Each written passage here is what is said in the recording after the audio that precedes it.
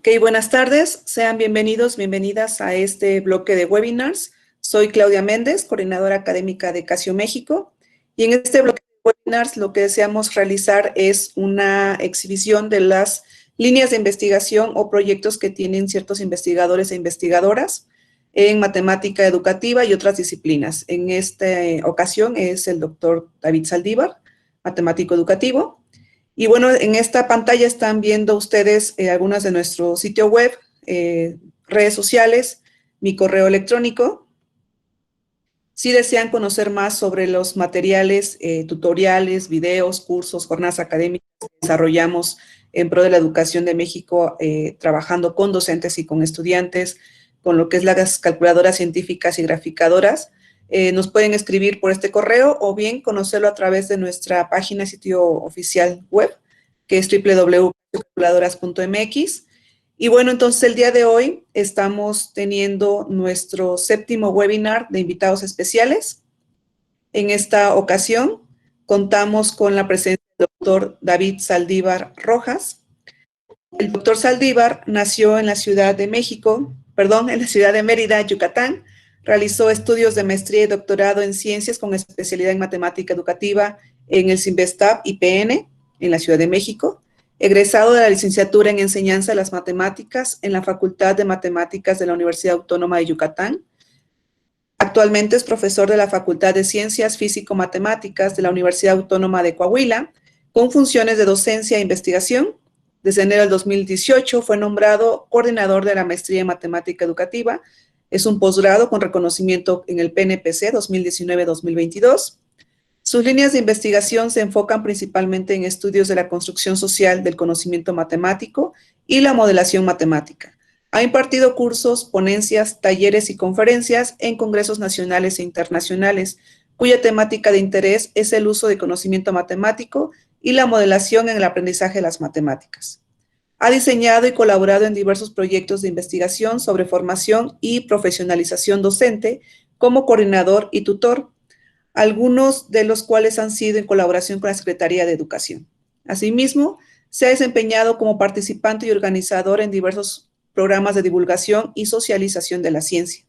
Pertenece al Sistema Nacional de Investigadores SNI, del CONACYT nivel candidato y cuenta con el reconocimiento a perfil deseable PRODEP. El día de hoy, el doctor Saldívar nos compartirá el webinar denominado Modelación Matemática y Tecnología Educativa en la Enseñanza y Aprendizaje de las Matemáticas. Durante el webinar se presentan algunas situaciones de aprendizaje basadas en la modelación que pudieran ser utilizadas como ejemplos de cómo es posible integrar tecnología al aula de matemáticas, resaltando la funcionalidad del conocimiento y el desarrollo de significados alrededor de los objetos matemáticos. Sin más, le doy la palabra al doctor Saldívar. Muchas gracias, Claudia. ¿Me escuchan sin problema? Todo bien, te escuchamos. Perfecto. Bueno, voy a permitirme, primero que nada, agradecer la invitación por parte de Claudia, por parte de Casio, a este importante espacio en el cual podemos compartir con colegas, al final de cuentas, colegas profesores, colegas investigadores, colegas profesores investigadores y todos aquellos que están interesados en la enseñanza de las matemáticas, ¿no? Que creo que es lo que nos trae en estos espacios, principalmente. Bueno, lo que yo voy a presentar el día de hoy es un ejemplo, principalmente es un ejemplo de algunas cosas que hemos realizado a lo largo de los últimos años con respecto a aspectos que tienen que ver con la modelación matemática para el aprendizaje de las matemáticas, obviamente. Entonces, la charla, como bien mencionó Claudia, tiene el nombre que ustedes escucharon, y denme un minuto nada más para presentar mejor dicho, ponerles la presentación que preparé, y yo creo que ya la están viendo. ¿Va? Yo creo. Sí. Ahí está. Bueno, entonces, sin más preámbulo, vamos a comenzar. Lo que yo voy a hacer en un inicio va a ser como una pequeña introducción del por qué me interesan estos temas y por qué sería, de alguna manera, necesario estar pensando como en este tipo de aspectos que tienen que ver con la importancia de la matemática dentro de la vida de las personas, o mejor dicho, dentro de aspectos que tienen que ver con la modelación matemática. Bueno, dicho esto, por ejemplo, ustedes pueden ver en esa lámina una imagen que a mí me gusta mucho mostrar al inicio, casi siempre cuando hablo de modelación matemática, porque yo creo que ejemplifica muy bien el sentir de muchos estudiantes cuando están en la clase de matemáticas. Como ustedes pueden darse cuenta, hay un profesor, pude haber sido también una profesora, no hay ningún problema, y hay un estudiante que muchas veces muchos profesores lo consideran como es este niño que me está dando problemas, pero yo me gusta llamarlo más bien como el valiente de la clase, que hace una pregunta que a muchos profesores en muchas ocasiones me ha tocado también, y me integro también a ellos, de que no nos gusta mucho escuchar. Y la pregunta es, maestro o profesor o profesora, como ustedes quieran, ¿para qué sirven las matemáticas? O mejor dicho, ¿y eso que estoy haciendo, maestro, dónde se ve? ¿Para qué me va a servir? Fíjense que es una pregunta muy importante que estoy casi seguro que pasa en la cabeza de muchos estudiantes, pero muy pocos de ellos logran expresarla, logran incluso hasta cuestionar al profesor. Y eso se debe también a aspectos que tienen que ver con el contrato didáctico, obviamente. Entonces, esta pregunta en la clase de matemáticas, ¿y es para qué me va a servir? Y una de las respuestas más comunes de los profesores por ejemplo, la que tiene el maestro que ustedes ven ahí, por decir, bueno, es que las matemáticas están en todos lados, están en la naturaleza, sin matemáticas tu celular no va a funcionar. Sin matemáticas yo no podría estar haciendo esta presentación en este webinar, por ejemplo, ¿no? O sin las matemáticas yo no podría estar haciendo o tener, mejor dicho, una calculadora en mis manos. Es decir, las matemáticas están en muchas partes y incluso están hasta en los aviones, etcétera, etcétera. Sin embargo, muchos de los estudiantes se quedan con una impresión de que las matemáticas es algo tan complejo que en mi celular, quién sabe cómo aparecen, pero están ahí. Eso es bien interesante, ¿no? Y, por ejemplo, muchos estudiantes se quedan con las ideas de que, por ejemplo, ahí es una idea muy, muy, muy interesante que dice, ¿y dónde están las operaciones de este carro? O no encuentro los logaritmos en esta computadora, ¿no? Y eso es porque las matemáticas, al final de cuentas, propiamente nunca vamos a ver un objeto matemático como podríamos ver un objeto físico o un fenómeno físico, porque principalmente las matemáticas viven en un mundo de las ideas. Sin embargo, los significados que se desprenden alrededor de los objetos matemáticos cuando se relacionan principalmente con aspectos que tienen que ver con la realidad, es debido a que tienen un potencial muy importante, ¿no? Entonces, esta idea es una que me gusta compartir al inicio con la intención de motivar hacia dónde quiero dirigir también la discusión. Por ejemplo, y también lo mencionaba hace un ratito con respecto a las respuestas. Muchas de las respuestas que nuestros profesores, incluso me incluyo también otra vez ahí, damos es, por ejemplo, las que están ahí, las que tienen Mafalda, ¿no? Escuchando de parte de sus profesores, porque te van a servir en el siguiente curso. Porque cuando pases a la secundaria o pases a la preparatoria, o pases a la universidad, ahí vas a ver dónde. O incluso no nos vayamos muy lejos, en el siguiente curso vas a ver para qué. Hay otras respuestas más radicales, como dicen, pues es que si no aprendes matemáticas, pues no pasas de grado y no obtienes un título y pues, sorry, no vas a tener un trabajo, ¿no? Entonces, y otras respuestas de profesores que tienen que ver más bien con la respuesta un poquito más relacionada con la que dio anteriormente de la imagen anterior, es de que las matemáticas están en todo. Para comprender el mundo, porque viene en el libro de texto, es otra respuesta un poco bastante mala desde mi punto de vista, ¿no? Que podríamos darle a un estudiante.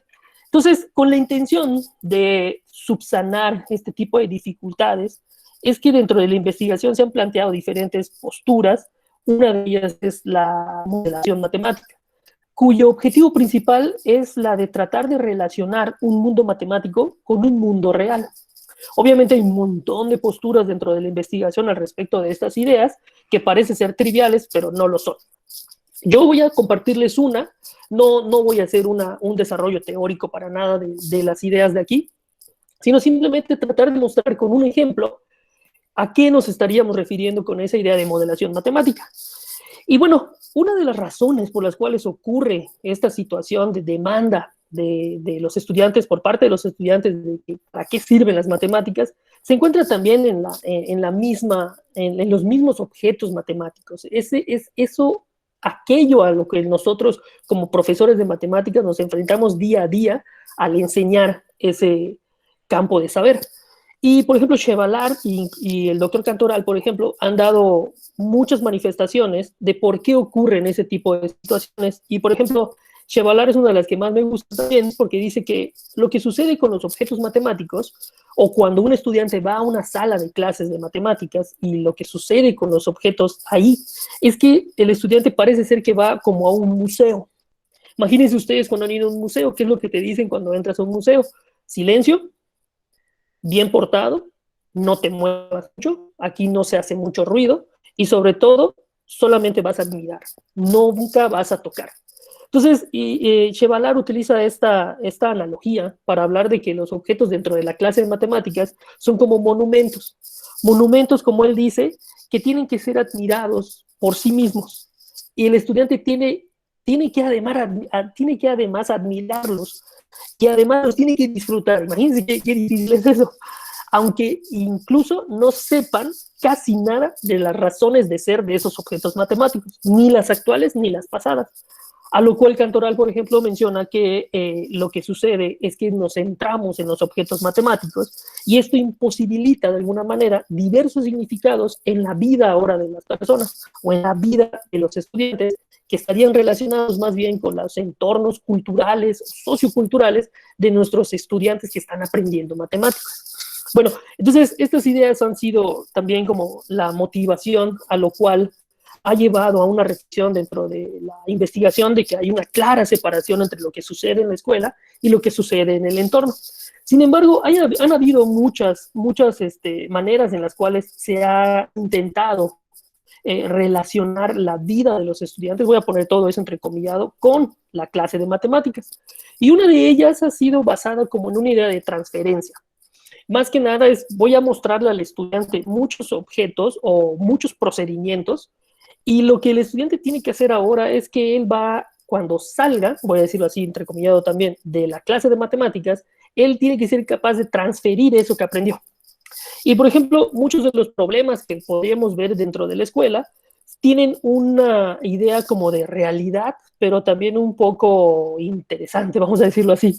Por ejemplo, ahí tienen un meme que es muy interesante también porque ejemplifica mucho también el sentir de muchos estudiantes. Es, por ejemplo, si Pedro compra 74 sofás y un estudiante de verdad se lo pregunta, ¿quién compra 74 sofás? O sea, ¿para qué quisiera alguien 74 sofás?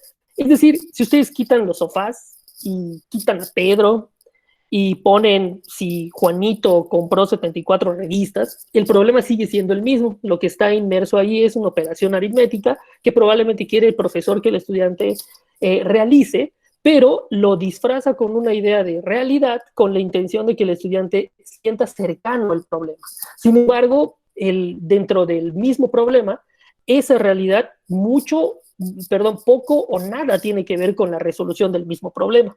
Es decir, el contexto realmente no entra en la discusión del problema, sino lo que se tiene que discutir es lo que subyace en cuanto a un algoritmo o un procedimiento matemático muy particular. En este caso puede ser suma, ecuación lineal, resolución de una ecuación lineal, etcétera, etcétera, una cuadrática, como ustedes quieran. O, por ejemplo, problemas que nos hemos enfrentado un montón de ocasiones. Por ejemplo, Juan tiene el triple de edad de Luis. Si Juan tuviera 9 años menos y Luis 21 años más, ambas edades serían iguales. ¿Cuál es la edad de Juan? Y pues nuestra cara en muchas ocasiones es como la de la niña, ¿no? Oye, y si mejor te la preguntamos a Juan, ¿no sería más fácil? Entonces, fíjese cómo también estas situaciones nos llevan como también a reflexionar un poco con respecto a lo que de verdad estamos enseñando a nuestros estudiantes. Realmente podríamos decir que dentro de la escuela se propician se propician más bien aprendizajes para la vida. Es decir, procuramos que el estudiante desarrolle su pensamiento matemático con problemas de ese estilo. Pudiéramos decir que sí, en un cierto sentido, pero probablemente no sería del todo satisfactorio. Y bueno, eso también se ve reflejado en muchas de las ideas de nuestros estudiantes en cuanto a que en la medida de lo posible o en el primer momento que puedan, escogen una carrera en la cual no haya matemáticas o escogen una carrera en la cual huyen de las matemáticas. Entonces, principalmente esto provoca que nuestros estudiantes le den la vuelta a ingenierías, a cursos que tengan que ver con física, ciencias, etcétera, etcétera. Es decir, vamos sacándole la vuelta a las matemáticas y lo que justo nosotros queremos es propiciar más vocaciones científicas relacionadas con las matemáticas, obviamente. Bueno, y todo esto lo queremos hacer porque estamos convencidos, nosotros como profesores, que las matemáticas son importantes. O sea, sirven las matemáticas. Y tan son importantes que son consideradas dentro de muchas posturas como la UNESCO, la NUYES y cosas así, como parte de la cultura que deberían de tener las personas. Yo creo que ahora que en el momento en el cual estamos actualmente con toda esta contingencia del COVID, se ha visto muy acrecentado realmente la idea de que es importante que nuestros estudiantes sepan matemáticas, pero más que saber matemáticas o resolver problemas de matemáticas, sepan interpretar la información que tienen ante ellos. Por ejemplo, aquí no puse nada de la actual situación del COVID, pero les traigo una imagen de ahí que ustedes pueden ver de un señor sosteniendo una lámina que tiene una gráfica de barras, vamos a decirlo así, con años. Y bueno, el contexto de esa imagen es en una campaña política en Chile, en el 2016 me parece. Ese señor es Piñera, estaba lanzándose para ser presidente de su país nuevamente en un segundo mandato, posterior a uno que ya sabía que se tenía en ese momento.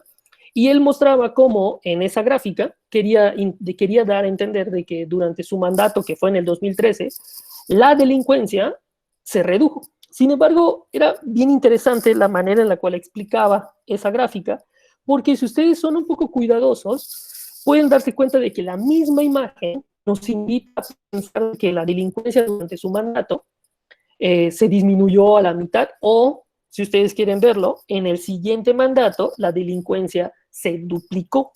Pero sería la idea que nos da la gráfica, o sea, directamente. Pero si analizamos con mucho cuidado los porcentajes que están ahí, pues vemos que al final de cuentas son como 4 puntos porcentuales que hay un poquito más de diferencia. Sin embargo, la imagen nos invita como a pensar de que, no, mira, qué bueno fue Piñera o ese señor, ¿no? Obviamente no me interesa entrar a discusión política aquí para nada, es una imagen que más que nada que lo que yo quiero es que no, pensemos en que lo que nosotros estamos también formando es estudiantes que van a utilizar la matemática de una manera crítica, con la intención de que puedan apoyar fundamentado un argumento fundamentado en un conocimiento científico válido.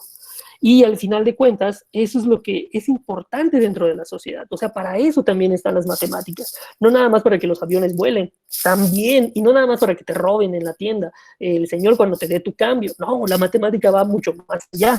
Es también una herramienta indispensable para discutir y comunicar información, pero también para enfrentarnos a las situaciones que nos enfrentamos día a día.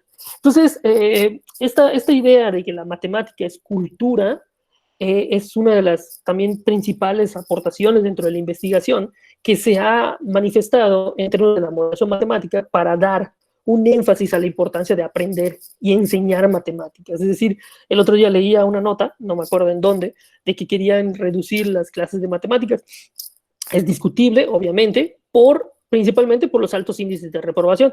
Es discutible, claro que sí, pero también es preocupante. O sea, fíjense cómo ahora ya no creen en las matemáticas, por ejemplo, ¿no? Entonces, bueno, ojalá que eso nunca suceda.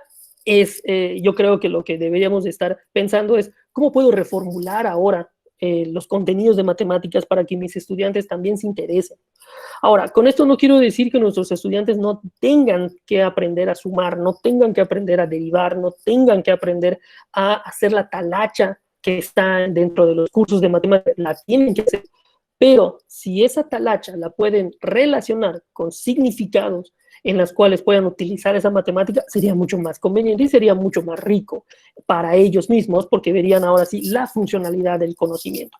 Bueno, entonces una de las ideas que nosotros dentro de nuestro grupo de investigación hemos estado como tratando de articular son 3 ideas muy importantes. Por ejemplo, una es de que la matemática tiene un uso y va a depender de la forma y de ciertas situaciones en las cuales el estudiante esté inmiscuido.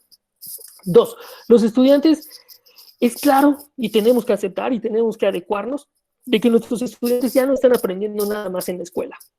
Entonces, si no están aprendiendo nada más en la escuela, ¿cómo puedo aprovechar eso que están haciendo también afuera para mi clase? Y obviamente una de las cosas bien importantes es darle voz a esos estudiantes. Para eso le hemos tratado de decir como permitir el ingreso de los sentidos al aula. Más que los sentidos, es permitir la duda dentro del aula de matemática.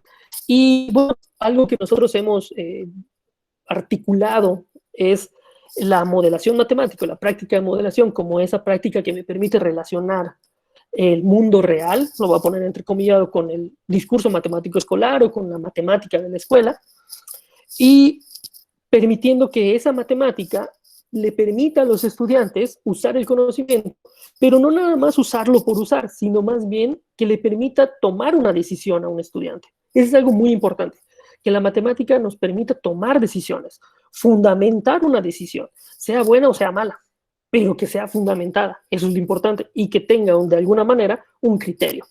Y un elemento también que hemos intentado como articular es el uso de tecnología.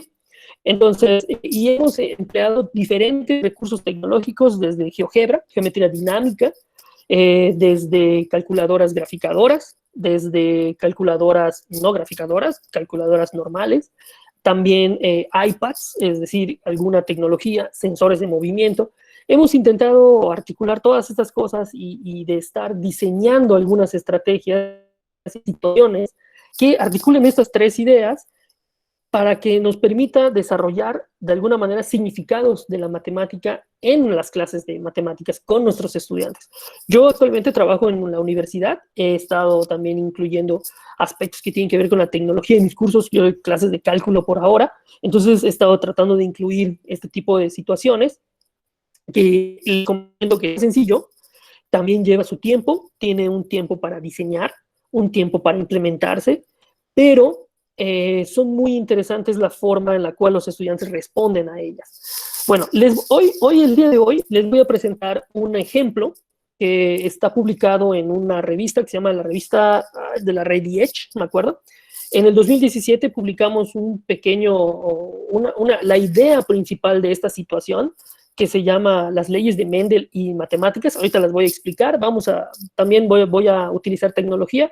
Si ustedes tienen la posibilidad de tener la calculadora ahí a la mano, voy a utilizar el ClassPad 400, FX 400, perdón, para desarrollar algunas ideas.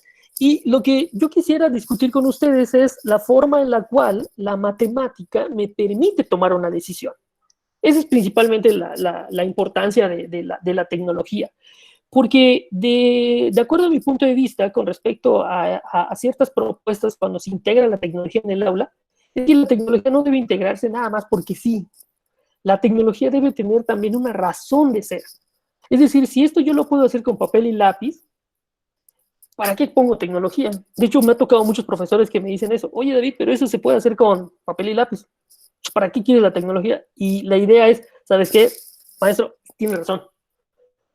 La idea es también que la tecnología permita que sea una herramienta eficaz, que me permita también simplificar ciertas cosas, pero que nunca me desvirtúe los significados de la matemática. O sea, o que nunca me deje ver otras cosas, más que nada, porque lo importante es desarrollar significados. Bueno, como les decía, voy a hacer preámbulo para esta situación. Yo creo que estamos a muy buen tiempo. Les voy a dar como el contexto de la situación en la cual hemos aplicado esta idea. La hemos aplicado con estudiantes de bachillerato y de secundaria principalmente. En bachillerato, la idea de esta situación vino a raíz de un colega mío que está haciendo su tesis de maestría dentro de la facultad, dentro de la maestría, y él siempre estaba muy interesado con esta idea de lograr que los estudiantes tengan una visión de la matemática amplia. Él decía, me acuerdo cuando nos conocimos y estuvimos platicando de ideas sobre su trabajo de investigación, él decía, es que yo necesito que los estudiantes vean para qué sirven las matemáticas, porque si no les muestro para qué sirven, la verdad es que no me pelan, decía. Entonces, ¿cómo le hago? Bueno, empezamos entonces a leer un poquito sobre modelación matemática y un día vino con una idea muy interesante, que es la que les voy a plasmar, y entre los dos empezamos a diseñar Realmente la idea general fue del maestro Medina, es Gonzalo Medina, es su nombre, es un profesor de bachillerato de aquí de Saltillo, y le fuimos adecuando cosas y nos vimos en la necesidad de incluir un elemento tecnológico también, con la intención de darle un plus a la situación y que la tecnología sea una herramienta que me permita resolver algo. Bueno, sin más preámbulos, colegas, les voy a presentar la situación. Se llama las leyes de Mendel y matemáticas. Bueno, la situación empieza un poquito con historia y se les vamos metiendo a los estudiantes como en el contexto en el cual quisiéramos hablar de matemáticas. Una primera cosa que a los estudiantes les sorprende es que estemos dentro de la clase de matemáticas hablando de biología. Y eso los saca un poco de onda, porque ellos dicen, a ver, entonces, ¿en qué estamos? ¿En la clase de biología o en la clase de matemáticas? Y les decimos, no, es la clase de matemáticas, pero vamos a hablar un poquito de biología. ¿A poco la biología tiene matemáticas? Un montón. Claro, por supuesto, que tiene matemáticas. Y entonces, ese es un primer choque, vamos a decirlo así, para los estudiantes, en el cual consideran de que la matemática es una cosa y la biología es otra cosa, y que parece ser como que no tiene mucha relación entre ellos. Dicho esto, por ejemplo, el contexto bajo el cual incluimos o tratamos de discutir con los estudiantes es sobre las investigaciones de Mendel. Y les empezamos a hablar un poquito sobre algo que está muy en boga actualmente, que es la genética. Empezamos a hablar de que si han escuchado la palabra genética, si han escuchado para qué sirve la genética, si saben de alguna manera en dónde se ha utilizado la genética. Por ejemplo, si conocen a la oveja Doll, no me acuerdo cómo se llamaba la oveja esta que clonaron, la clonación, empezamos a hablar. Y muchos de ellos tienen muchísima información. Y eso otra vez me regreso a esta imagen en donde hay que apoyarnos de lo que los estudiantes saben por fuera, voy a decirlo así. Es decir, ya es claro que nuestros estudiantes no están aprendiendo nada más en la escuela. Entonces también hay que permitirles dar esa voz, ¿no?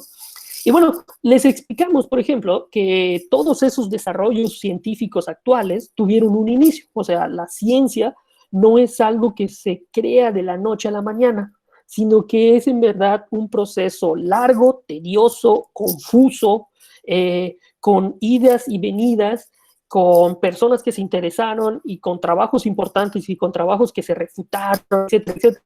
Y uno de ellos es Mendel. Les hablamos un poquito de Gregorio Mendel, que era un monje. Sí, estaba en un monasterio, no sé si era monje, pero estaba en un monasterio. Y este señor lo que hizo realmente fue sentar las bases para una nueva disciplina de la biología, que es la genética.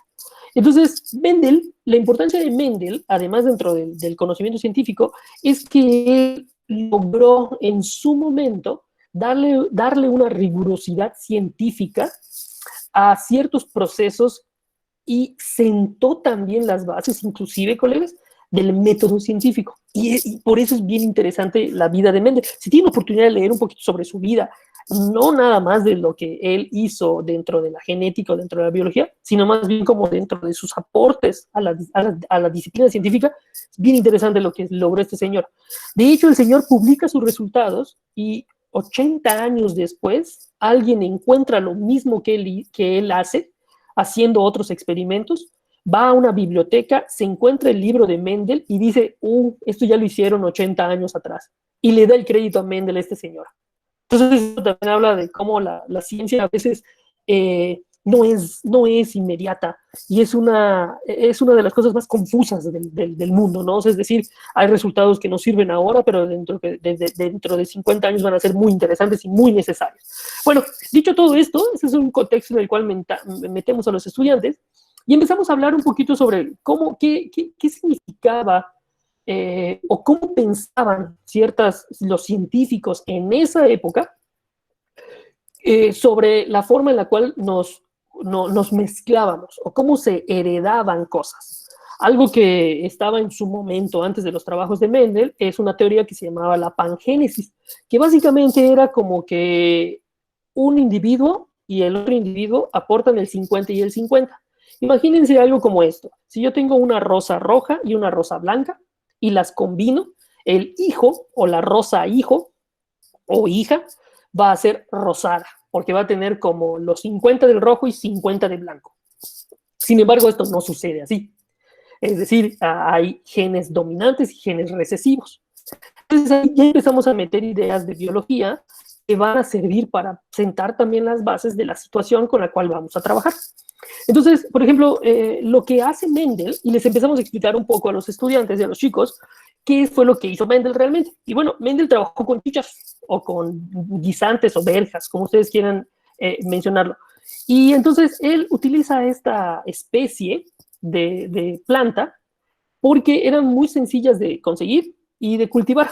Crecían muy rápido y además algo muy interesante que era muy importante para Mendel, porque lo que le permite hacer fue sentar una ley, fue sentar las bases de una ley, es que transmiten fielmente sus genes a las generaciones sucesoras. Lo que hizo Mendel fue conseguirse un tipo de guisante verde y un tipo de guisante amarillo. Y él se dio cuenta de que los guisantes verdes, cuando se mezclaban con los mismos verdes, pues el resultado eran guisantes verdes. Y también con los amarillos, cuando se juntaban, se mezclaban, perdón, con genes amarillos, pues resultaban ser los hijos o las siguientes generaciones también amarillas. Y entonces a él eso le permite como empezar a hablar de algo muy importante dentro de la genética, que son los genes. Es esas unidades que tienen la información que determinan si tienes una cierta característica hereditaria de tus padres o no. Y algo que también Mendel propone es que estos genes se van a presentar en pares. Es decir, un guisante, y él toma como ejemplo los guisantes, tiene un par de genes que cuando se mezcla son lo que él aporta al momento de la mezcla y es lo que le va a dar la característica de color a la siguiente generación. Y él se centró únicamente en el color por este momento. Después hizo otros experimentos que relacionaban tamaño, textura, etcétera, etcétera, pero de esos no vamos a discutir. Bueno, lo que este señor va estudiando a partir de las observaciones, porque eso es muy importante, colegas, él lo que hacía era observar la evidencia. O sea, él hacía el experimento, tenía unas ciertas condiciones bajo las cuales operaba el experimento y después veía los resultados. ¿Sale? O sea, este señor lo que hacía era esperar todo, que los chícharos se cultivaran y todo lo demás, y después veía los resultados que obtenía. Y entonces a partir de esas observaciones es que va planteando estas ideas de los genes, que los genes aparecen en pares, etcétera, etcétera. Y también se apoya de la bibliografía que tenía en su época, hay que mencionarlo también. Entonces, bueno, algo que se da cuenta él, y ahí viene como la parte de la ociosidad matemática o de la ociosidad científica, mejor dicho, es de que él se preguntó, bueno, los verdes con los verdes me dan hijos verdes o obtengo chícharos verdes, los amarillos con los amarillos obtengo chícharos amarillos. ¿Qué pasa si los combino? Esa es una curiosidad muy interesante y entonces lo que él hace es mezclar esas dos especies, esos dos tipos de chícharos. Algo muy importante, colegas, él lo hacía todo de una manera muy artesanal, es decir, él tenía la forma en la cual los pistilos se tenían que juntar con el esperma de la otra especie para poder que se mezclaran y dar la especie. Y él esperaba que todo eso sucediera, que crecieran las plantas y después abría la leguminosa y contaba y veía qué pasaba con los chícharos uno por uno que estaban ahí adentro. Como se pueden dar cuenta, era un trabajal, pero bueno, el señor tenía tiempo, estaba en un monasterio, eso también hay que mencionarlo. Y algo muy interesante que él se da cuenta es que cuando combinó estas dos razas o dos especies o dos tipos de chícharos, se dio cuenta de que la especie resultante fueron todos amarillos. Y él se sorprendió, porque él dijo, bueno, combiné amarillo con verde y el resultado fueron puros hijos amarillos. Es esa idea la que, o mejor dicho, es ese resultado lo que a él le permite decir que hay genes dominantes y genes recesivos o genes no dominantes. Y para ello, él establece también la idea de que hay dos razas puras, la raza pura de amarillos y la raza pura de verdes, que cuando se combinan, hay algo que él llamaba un homocigoto dominante con uno recesivo, y el resultado va a ser una generación de descendientes que van a ser todos iguales entre sí, pero solamente van a diferenciarse por el color. Y todos van a ser amarillos. Es decir, el color amarillo era el color dominante en ese momento. Y entonces, independientemente de la dirección del cruzamiento, si amarillo con este o este con este, no importaba. Esa idea permite establecer de alguna manera un tipo de experimentos. Pero, colegas, aquí viene la otra parte y también la otra curiosidad o la curiosidad científica nuevamente. Y es algo que tratamos como de compartirlas a los estudiantes en el momento que explicamos estas ideas o este contexto, que dicho sea de paso, hasta el momento no hemos hablado de matemáticas. Estamos hablando de biología. Estamos recordando cosas de biología, estamos hablando de cosas que ellos han leído, han visto, y que estaríamos hablando hasta este momento de un contexto enteramente biológico. Y bueno, la pregunta, o la buena pregunta, sería ahora, y ahí viene la parte de ociosidad. ¿Y ahora qué pasaría si combino a dos chícharos, pero que sean hijos? O sea, que tengan ambos ahora no un par de genes dominantes que dan el color, sino un gen dominante amarillo y un gen verde. Porque recuerden, cuando combino estos dos, lo que sucede es que este guisante amarillo aporta dos genes para el color, pero este color siempre va a ser amarillo, este gen siempre va a ser A, vamos a ponerlo así. Mientras que la raza pura verde va a aportar un par de genes que van a ser iguales entre sí, que van a darle el color. Pero el hijo o los hijos de esta generación van a tener 50% de información genética del guisante amarillo y 50% de información genética del color del guisante verde. Pero, dado que van a ser amarillos, eso quiere decir que el gen que domina es del color amarillo, pero su información genética es 50 y 50. Esa parte de la teoría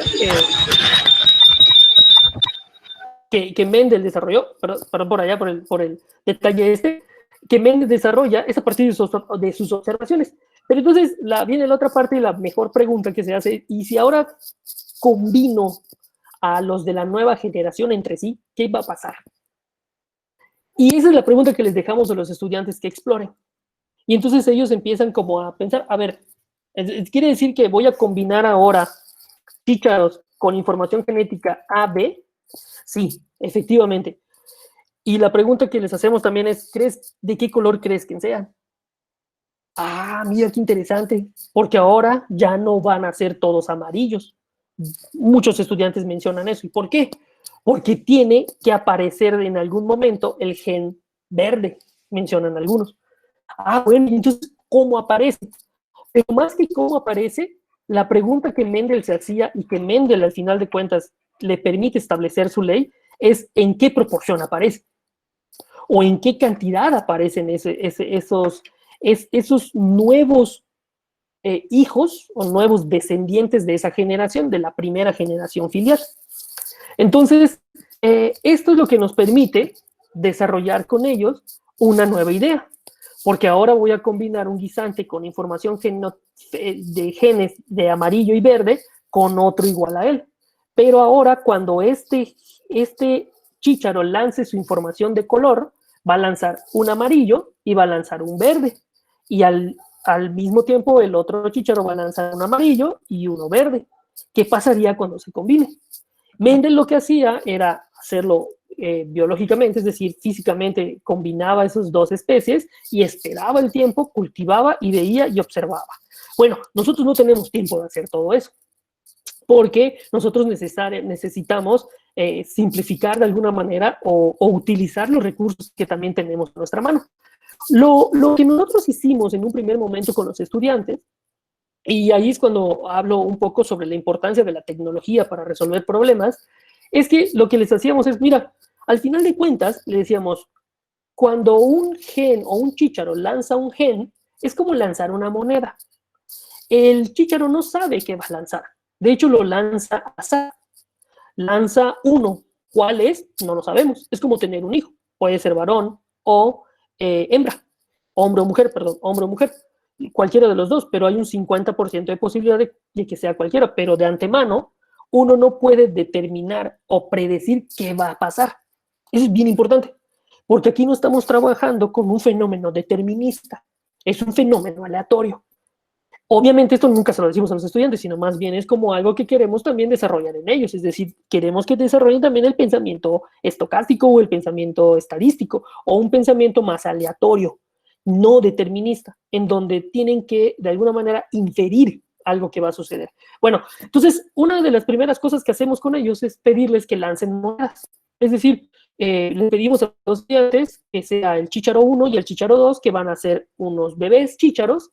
Y entonces, Chícharo Papá lanza una moneda que, por ejemplo, si cae Águila, va a lanzar, por ejemplo, un gen amarillo, mientras que si cae Sol, va a ser un gen verde. Lanza la moneda y vemos qué pasó. Entonces, de esta manera es como vamos contando en un primer momento qué es lo que va sucediendo. Y obviamente, lo que la estadística nos dice es que no es que caiga siempre 50 y 50, sino que la posibilidad de que caiga alguno de ellos es la misma. Pero al final de cuentas estamos frente a un fenómeno aleatorio. ¿Qué pasa con esto, colegas? Que los estudiantes, de alguna manera, al lanzar monedas, empiezan a hacer varios experimentos y les decimos, bueno, pues haz 10, a ver qué pasa. Y después cuentas cuántos hijos, de qué color van a ser los hijos. Y empiezan a contar. Y después, bueno, vamos a hacer más lanzamientos, hasta que llega un momento en el cual lanzar varias veces la moneda se vuelve también tedioso. Y entonces, ¿qué hacemos? Les decimos, bueno, ¿cómo podemos resolver esta situación? Y es ahí donde entra la tecnología. A ver, ahora sí voy a entrar a la parte del uso de la tecnología. Si ustedes tienen la tecnología a la mano, si tienen algún emulador de la calculadora y quieren seguir los pasos que o que les mostramos a los estudiantes, pues están invitados a hacerlo. Si no, pueden observar lo que yo voy a presentarles. Nada más quisiera que ustedes me dijeran si en verdad estoy logrando compartir la calculadora. A ver si puedo. A ver, déjenme ver si puedo. ¿Ven ustedes la calculadora, colegas? No, no. Entonces, ok. Entonces déjenme primero dejar de compartir y ahora les comparto. Presentar una ventana.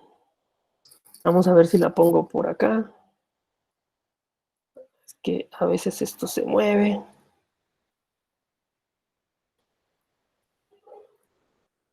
Vamos a ver cómo. Sí. A ver si puedo. Vamos a ver si puedo compartir. A ver, ¿ustedes ven algo ahí de la calculadora?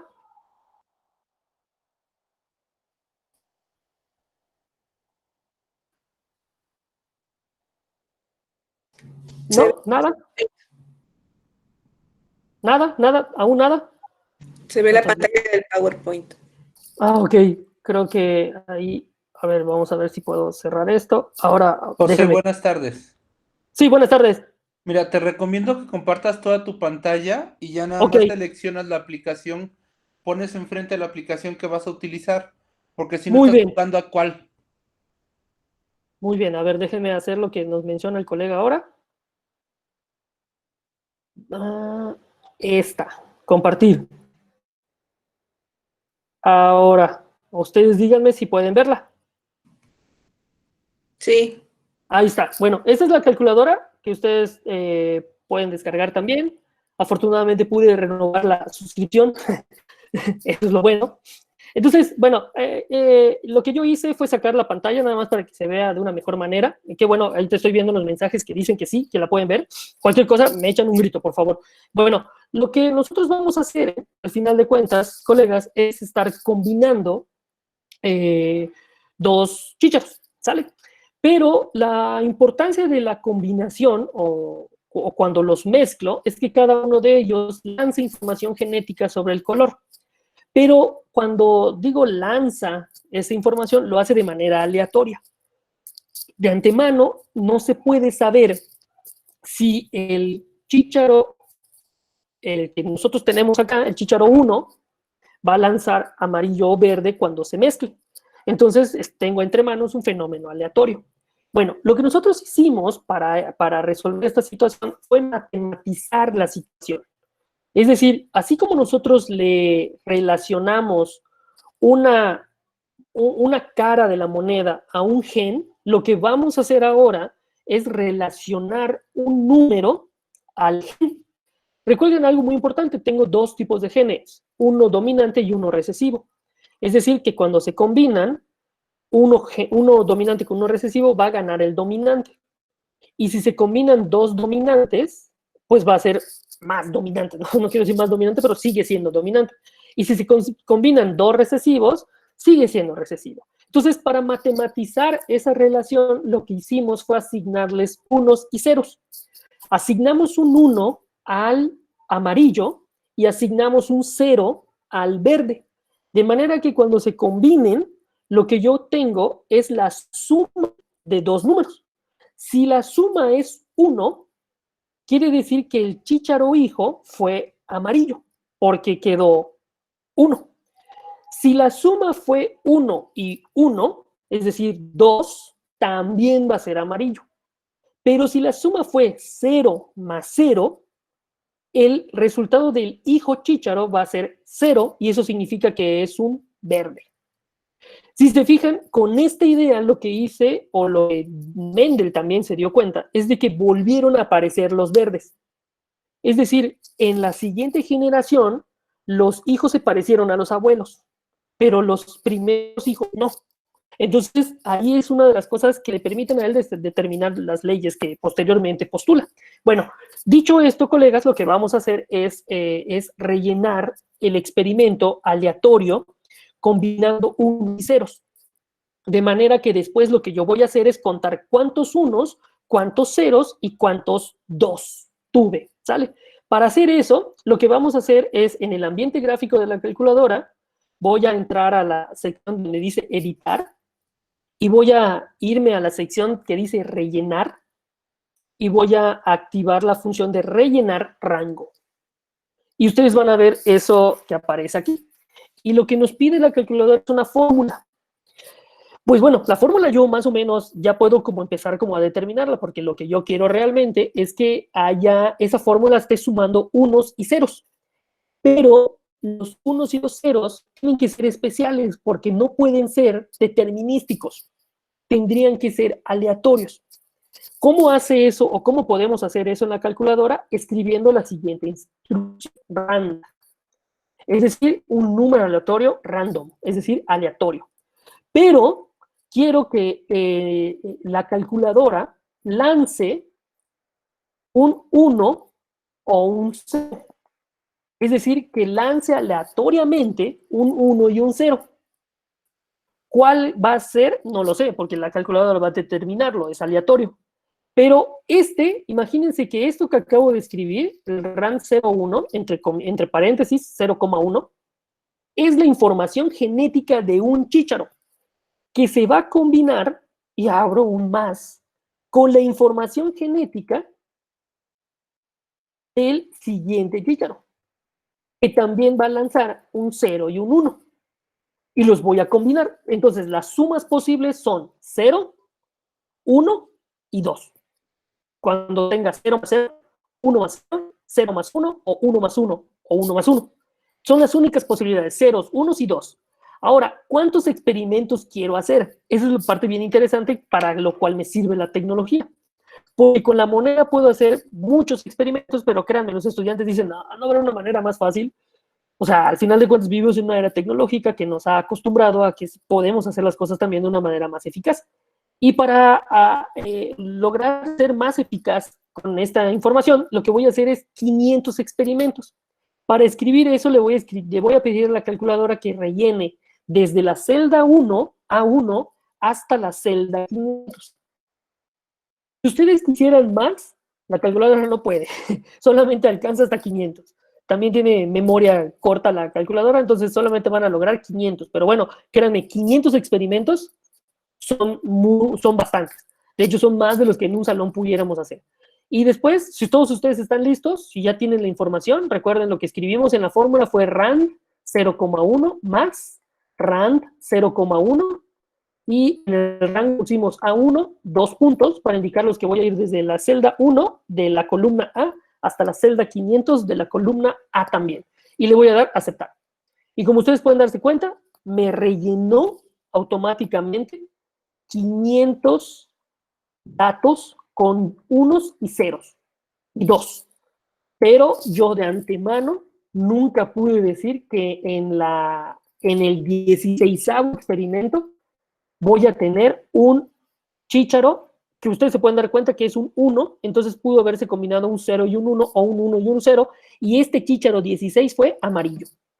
El chícharo 15 fue verde puro, porque es 0 más 0. El chícharo 10 fue amarillo puro. ¿Por qué? Porque combinó un amarillo puro con un amarillo puro y le dio un 2. Bueno, como ustedes pueden darse cuenta, esto me permite tener 500 eventos o 500 experimentos aleatorios. Aquí está. De antemano yo no sé cuál chícharo fue en qué posición. De hecho, de calculadora, si voy a archivo y le pongo recalcular, vuelve a hacer la tirada, vamos a decirlo así, y salen otros eventos. Es decir, van a salir no necesariamente en la misma posición. La importancia ahorita es tratar de predecir si podemos anticipar o inferir cuántos de cada uno va a haber. Y recuerden, nosotros lo vamos a hacer con tecnología, pero Mendel contó uno por uno. Bueno, ¿qué es lo que sigue ahora, colegas? Pues básicamente ver una nueva representación de la información que me permita agrupar. Para ello, voy a irme otra vez en el ambiente en donde estoy, aquí donde están las gráficas, las tablas estas de barras, aquí en la pestaña siguiente, voy a escoger esta de aquí, que es el histograma. Aquí está, perdón, la gráfica de barras. Voy a darle clic y se pueden dar cuenta, perdón, hice algo incorrecto porque no seleccioné la columna, seleccioné nada más una celda y por eso me puso esto. Voy a cerrarlo y lo voy a hacer de nuevo. Selecciono primero toda la columna. Para seleccionar la columna solamente debo de dar con el lápiz o con el dedo sobre la letra A y como ustedes pueden darse cuenta pone en negro toda la fila y ahora sí le digo que utilice otra vez esta herramienta y me salen estas 3 columnas. ¿Qué significan esas 3 columnas? Es una pregunta que nosotros les hacemos a los estudiantes. Pues significan básicamente, colegas, que estoy contando cuántos ceros, cuántos unos y cuántos dos hay. Y, por ejemplo, si quisiera saber cuántos ceros hubieron en este experimento de 500 veces lanzar o los chícharos al mezclarse, voy a tener que el primero va a ser 131. Hay 131 ceros, hay 258 unos, que son estos, y hay 111, perdón, 2. Ahora, aquí no se preocupen porque está como medio salidito de aquí. Lo que pasa de aquí es que lo pone de esta manera. Vamos a ver si lo puedo calcular, puedo cambiarlo. Desplazar creo. No desplazar, perdón.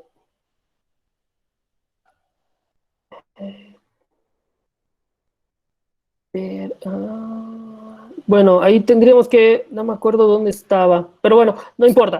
Lo importante es que aquí están los ceros, aquí están los unos y aquí están los dos. Ahora, una de las cosas muy interesantes y que a muchos estudiantes sorprende es que si yo vuelvo a hacer el experimento, ¿qué creen que pasa? La idea que muchos estudiantes dicen es que no va a cambiar. A ver, vamos a hacerlo. Y como lo que tenemos la tecnología afortunadamente nos va a permitir recalcular otra vez. Y le doy recalcular, me vuelve a hacer el experimento, pero ¿qué creen? La proporción, ¿por qué sale? La pregunta, ¿por qué sale negativo? Porque el histograma así lo marca. O sea, es una cuestión del programa. Desplazar, seleccionar. ¿Dónde estaba? Es que quería ver columna. No, calcular. Ancho de clase. Aquí en ancho de clase. En ancho de clase le tengo que poner en 0. Y ¡pum! Ahora sí. Este es el 1. Este es el 0. Este es el 1 y este es el 2. Ahora, cuando yo vuelvo a recalcular el experimento, colegas, vuelvo a recalcularlo, fíjense que aunque cambian los valores, las proporciones parecen no cambiar. Es la forma en la cual se distribuye mi población no cambia. Y eso para muchos estudiantes es algo muy interesante. Y es sorprendente porque dicen, a ver, ¿pero por qué? Porque lo que estamos haciendo es, aún en este experimento aleatorio, se puede inferir de alguna manera, el comportamiento de la población, no predecir cuántos son, porque incluso no nos quedan lo mismo. Mira, aquí me quedó 124, aquí me quedó 259 y aquí me quedaron 117. Lo interesante, colegas, es que aquí también podemos discutir aspectos de probabilidad con nuestros chicos. ¿Por qué? Porque para ellos, cuando uno lanza una moneda, que salga el 50% quiere decir que si ya salió águila, el siguiente va a salir sol. Y específicamente, como dice Josué, tiene que ver con la ley de los grandes números. Excelente. Esa es la ley de los grandes números.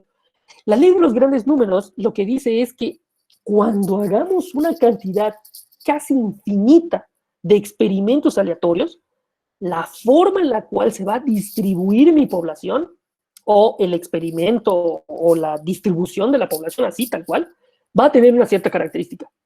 Entonces, por ejemplo, a la larga vas a tener la misma proporción de soles que de águilas, pero a la larga, en el experimento de lanzar una moneda.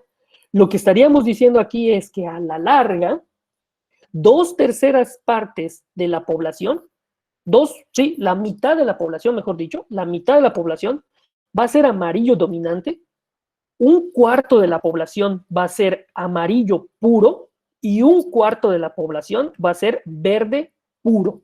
Y eso también tiene que ver con diseño de experimentos, efectivamente. Entonces, fíjense cómo puedo estar discutiendo muchas ideas matemáticas a la luz de este experimento. Y si no me vuelven a creer los estudiantes, miren otra vez, aquí está la información. Lo vuelvo a recalcular y la forma de la gráfica no cambia. O sea, la forma en la cual se distribuye la población es muy similar.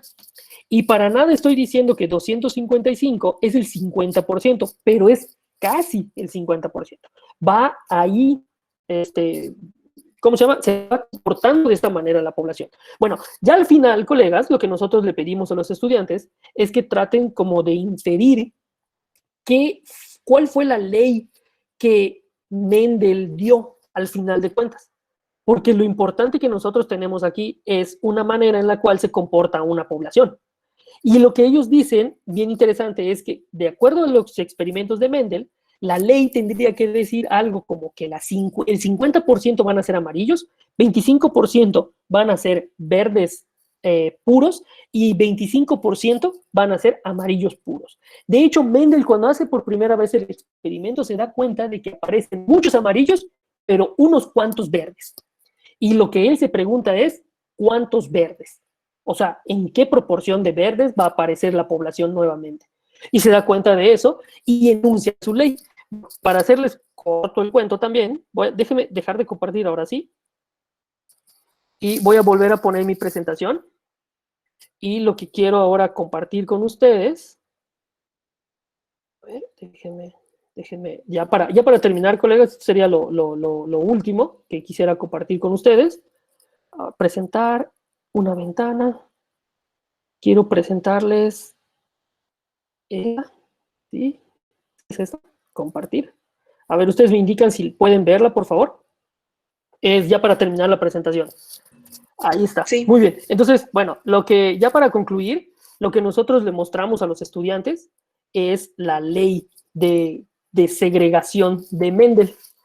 Y lo que dice la ley de segregación de Mendel, o la segunda ley de Mendel, o el principio de distribución independiente, así en palabras rimbombantes que él pone, pues que básicamente cuando tengo una descendencia de dos grupos de guisantes híbridos, es decir, de guisantes que no son puros, la descendencia va a ser homocigota, es decir, que está formada por la unión de dos células sexuales que tienen la misma dotación genética, 50% y 50%, pero va a ser híbrida al 50%. Esto quiere decir que van a ser amarillos no puros al 50%, es decir, la mitad de la población van a ser amarillos, pero no puros, iguales a sus papás.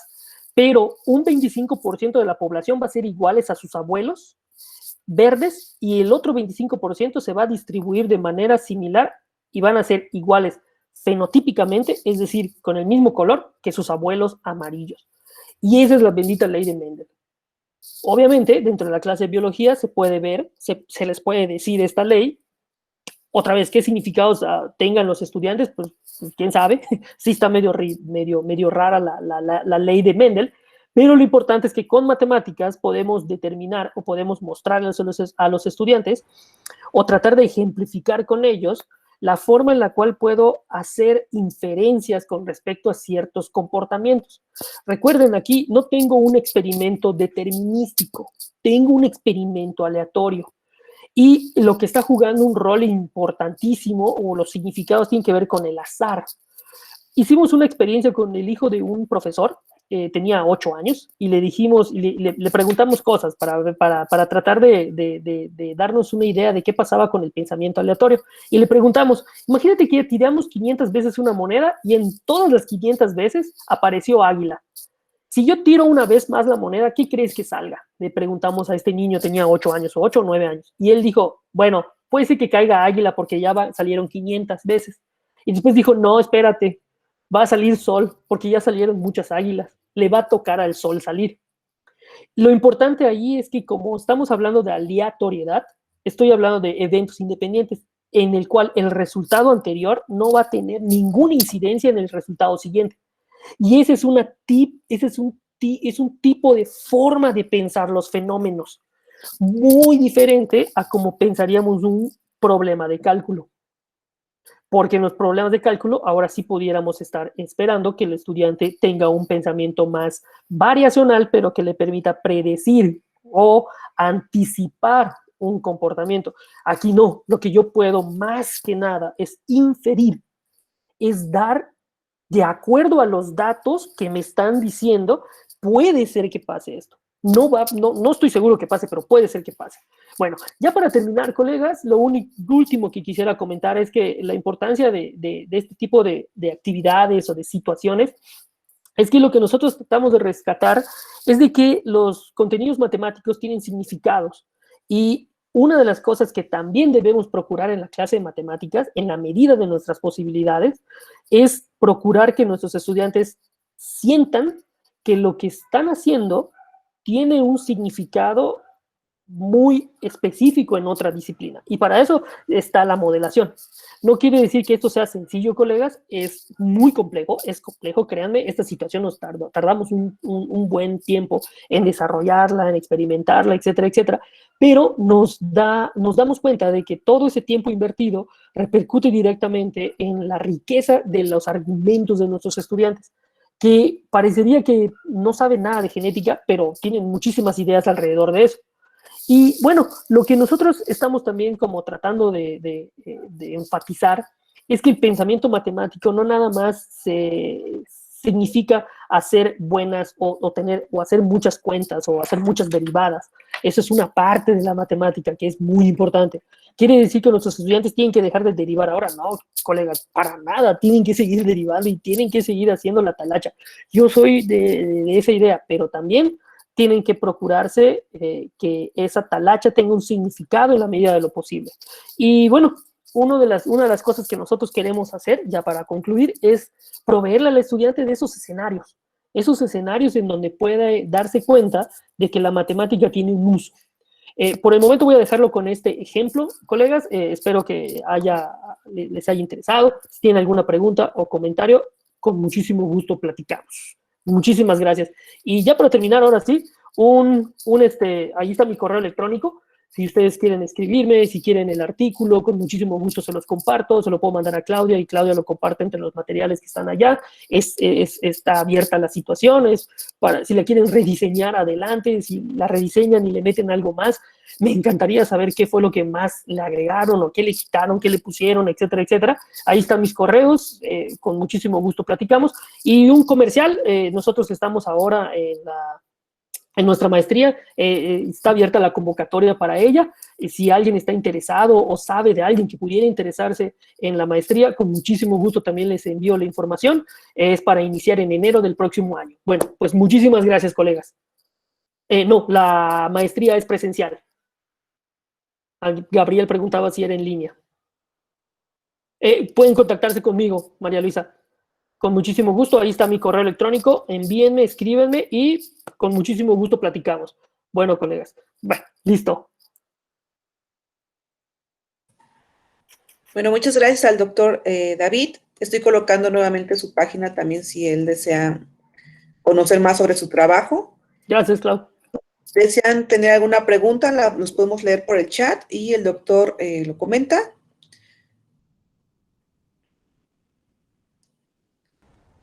Ok, por el chat, ¿verdad? Perdón. Bueno, Gabriel, si gustas, por favor. Sí, me gustaría conocer un poco más si maneja algo más, por ejemplo, esto fue de probabilidad, pero podemos hablar de álgebra, de geometría, de Sí, claro. trigonometría, de N cantidad de materias, bueno, de tópicos de matemáticas, en los cuales a veces a los chavos, como no hay una panorámica de la aplicación en la realidad, no lo palpan como tal y no lo aprenden. Y entonces a mí me preocupa esa parte con los chavos, y más que con los chavos, con el profe, porque yo me dedico un poco más a los profes. Entonces, ¿cómo le enseña al profe que le enseña a los chavos a través de situaciones palpables como esta, ¿no? Sí, muchas gracias, Gabriel, ¿verdad? Sí, servidor. Muy interesante tu pregunta, y más que nada de la reflexión, ¿no? Mira, lo que nosotros hemos hecho, porque también al igual que tú, que esa pregunta que tú tienes, nosotros nos hemos cuestionado mucho eso. Es decir, yo desde mi trinchera puedo hacerlo. Yo, ¿qué más he trabajado? He trabajado muchas cosas de cálculo, por ejemplo, Ajá. porque es la materia que yo imparto. Entonces, he intentado, por ejemplo, y de hecho hay algunas tesis de maestría de ahí que puedo compartir si ustedes gustan, en donde hemos intentado vincular aspectos tecnológicos para dar significado, por ejemplo, a ciertos conocimientos. Una de las cosas que hemos trabajado últimamente, que se acaba de graduar mi estudiante apenas hace como unos meses, no, el año pasado, perdón, fue a través de el tema de los criterios de la primera y de la segunda derivada, por ejemplo. Que nosotros veíamos, por ejemplo, que siempre un estudiante nunca se acuerda cuándo es cóncava hacia arriba y cuándo es cóncava hacia abajo. ¿Por qué? Porque a veces muchos, o si, a ver, f mi prima era mayor que cero, ¿qué era? ¿Cóncava hacia arriba o cóncava hacia abajo? ¿Y qué crees? Muchos estudiantes tienen técnicas de estas mnemotécnicas, ¿no? ¿Cómo se llaman? Ajá. Donde dicen, bueno, si es positiva la segunda derivada, va para abajo, te dicen. Pero realmente eso no es porque hayan entendido qué significa la segunda derivada, sino más bien se aprendieron la regla, ¿no? Entonces Claro. nosotros queríamos como ir directamente como a ese problema, y lo que nosotros hicimos fue diseñar una situación en donde a través del movimiento de una persona utilizando sensores, Ah, se podía discutir sobre la variación, pero la idea era entender que la forma en la cual se comporta un fenómeno de movimiento, porque no es igual un movimiento creciente, cóncavo hacia arriba, que cóncavo hacia abajo. Es decir, tienes un movimiento lineal, por ejemplo, creciente, lineal, con pendiente positiva, tienes sí. una curva así, con pendiente, Ok. perdón, cóncava hacia arriba, o puedes tener una curva creciente, pero cóncava hacia abajo. Claro. Es decir, las tres curvas crecen, pero no crecen igual. Lo que hicimos con nuestros estudiantes fue tratar de que discutieran sobre la variación para entender que cuando crezco, no necesariamente crezco igual. Puedo crecer acelerando, pero puedo crecer desacelerando también. O Ajá. puedo crecer lo mismo siempre. Y eso te va a determinar que sea lineal, cóncava hacia arriba o cóncava hacia abajo. Cuando combinamos todas esas cosas, el estudiante tiene herramientas también para decir cuándo la variación le permitiría decir si tiene un máximo o un mínimo, que estaría relacionado con la variación de la variación. Fíjate que no son argumentos sencillos. Sí, igual y en otra ocasión podemos explicar ya con mucho más calma. Claro. Pero fíjate que los estudiantes lo agarran, o sea, sí lo agarran. Y dicen, ah, claro, lo que yo necesito es esto, esto y esto y esto. Obviamente, después uno tiene que darle la forma institucional, porque tampoco podemos dejar a nuestros estudiantes así, porque cuando pasen de grado, el profesor siguiente le va a pedir, ¿y cuál es el criterio de la segunda derivada? Y me lo dices, ¿no? Entonces, vamos combinando. Ahora, ¿qué es lo que nosotros hemos hecho desde esta trinchera? Cosas como esas. Ahora, también lo que nosotros hemos procurado es tratar de compartir con profesores. En verdad, Gabriel, que no nos queda de otra que ir picando piedra con colegas Claro. para irlos metiendo a este rollo. Una de las cosas que nos hemos dado cuenta es que cuando a los colegas profesores, como en estos espacios presenciales o virtuales, les decimos qué es lo que tienen que hacer, muy pocos profesores se enganchan, ¿sabes? Lo que nosotros hemos procurado es que cuando hemos dado cursos, hemos procurado que primero nuestros profesores vivan las situaciones que nosotros tenemos diseñadas. Es decir, que ellos se equivoquen, que ellos discutan, que ellos ahora sí que se ensucien las manos haciendo lo que debería de hacer un estudiante. Y nos hemos dado cuenta que esa manera les ha permitido romper de alguna forma con los esquemas que venían trayendo. Y después, ¿qué es lo que hemos pedido, Gabriel? Que ellos diseñen sus propias situaciones. Porque tampoco nos alcanzaría la vida estar diseñando para todos los temas. Esto debe de ser un trabajo compartido y en comunidad, en verdad en comunidad. Porque las situaciones que ellos puedan diseñar van a servir específicamente, como tú bien dijiste, es que, profe, está bien padre eso de estadística, pero yo no doy estadística, yo doy álgebra. Bien, maestro, y ahora en álgebra, ¿tú qué puedes hacer? No, pues, ¿sabes qué, maestro? Pues, mira, hay algo como la balanza y puedo meter eso. Perfecto, vamos a hacerlo, vamos a intentarlo. Y algo también que hemos procurado, en la medida de lo posible, es el acompañamiento de los docentes. No es sencillo, Gabriel, no es sencillo, colegas, porque hay muchos profesores que por falta de tiempo, por cantidad de trabajo, que a veces tienen 2, 3 escuelas en donde dan clases, tener esos espacios de discusión con pares se les complica bastante. Tiene que ser como una organización desde la cabeza, que permita a los profesores también vincularse a estos espacios en donde puedan discutir estas cosas. En síntesis, Gabriel, yo creo que la forma en la cual podemos trabajar estas ideas con los profesores es hacerlo permitiéndoles que vivan las experiencias y que ellos desde su trinchera empiecen a diseñar, que no es sencillo, y obviamente acompañarlos. Eso, Gabriel. Claro, me queda clara esa parte y ya te caché la idea.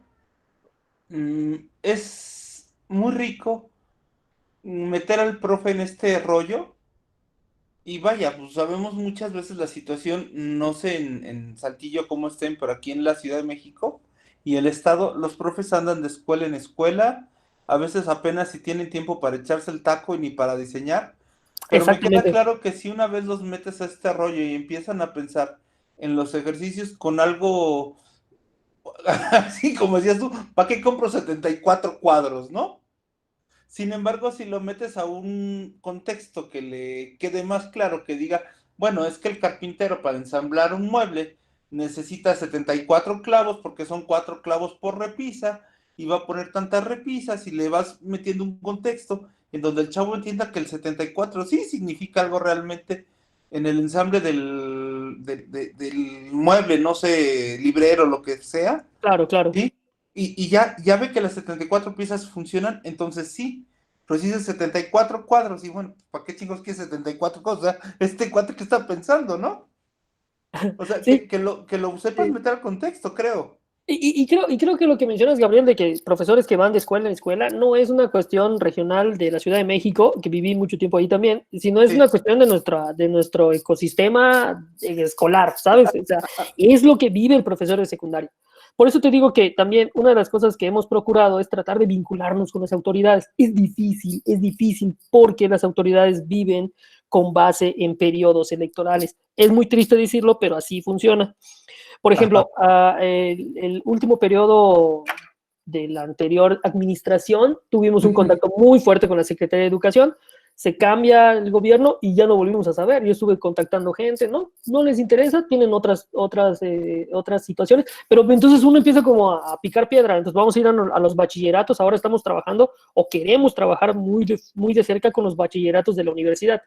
Ajá. Es decir, empezar ahí como a decir, miren colegas, hay otras opciones, vamos a hacerlo. Yo creo que la pandemia ha permitido que los profesores también se interesen en qué otra cosa puedo hacer, porque ya se dieron cuenta de que reproducir una clase presencial en línea no tiene mucho sentido a veces. No. O sea, tendría que cambiar también el discurso escolar ahí. Entonces, ahora, ¿qué puedo yo hacer? Tengo la tecnología. Un profesor me decía, es que mis estudiantes se van a copiar. Y yo, pues, y van a abrir y también van a abrir Wikipedia. Yo le dije, no lo puedes evitar. Pero si sigues evaluando de la misma manera, pues obviamente el estudiante pues, va a tener herramientas que le permitan hacer lo que él considere necesario, ¿no? Para pasar la materia. Pero entonces pues, tendría que cambiar la evaluación también. Es un trabajo conjunto, Gabriel, yo creo, en comunidad, en donde uno tiene que ir paso por paso y ir picando piedra también. Eso es lo que te puedo comentar de acuerdo a la experiencia que nosotros hemos tenido aquí en Saltillo. Ok, muchas gracias. No, al contrario. Seguimos aquí. Bueno, David, en el chat no colocaron ninguna otra pregunta. La mayoría solicita conocer más sobre tu trabajo. Muy bien, Así que con muchísimo gusto. pasando tu correo electrónico, ya los apunté todos. Excelente. Estos correos electrónicos que me mandaron, yo enviaré tu tesis y, bueno, los datos de tu correo y tu página para que puedan conocer tus investigaciones. Perfecto. Y bueno, además todos los proyectos que estás desarrollando actualmente con docentes y se puedan sumar, ¿no? a todos estos proyectos que se tienen en red. En realidad, yo hace unos webinars atrás comentaba que tú también formas parte del grupo de modelación, graficación y tecnología, que así es como los conocí, a Eduardo Briceño, la doctora Magali Méndez, la doctora Claudia Ken, David Saldívar, y de hecho la doctora Magali Méndez ya estuvo con nosotros en un webinar anterior, también Eduardo Briceño, hoy contamos con la presencia del doctor Saldívar, y muchos preguntaban también dónde podríamos ver este mismo video para seguirte con el ejemplo que hiciste, o bien los invito a que conozcan también a los otros colegas que ya pasaron, y va a ser por el sitio oficial de Casio México, que es www.casiocalculadoras.mx, por el canal de YouTube, que también ya puse la liga en el chat, y bueno, los invitamos a que sigan conociendo los webinars, y bueno, te agradecemos mucho, David, agradecemos mucho tu participación. Al contrario, gracias. Y bueno, entonces, les dejamos la información, el correo electrónico, en caso mío, claudia.mendez@casiomexico.com.mx, y los invito a que conozcan todo el panorama de, digamos, de productos o de materiales descargables, videos, tutoriales, todos están libres en la plataforma, y bueno, y podrán conocer más materiales. Entonces, pues muchas gracias, estamos cerrando ya este webinar, y cierro la grabación. Gracias, Claudia.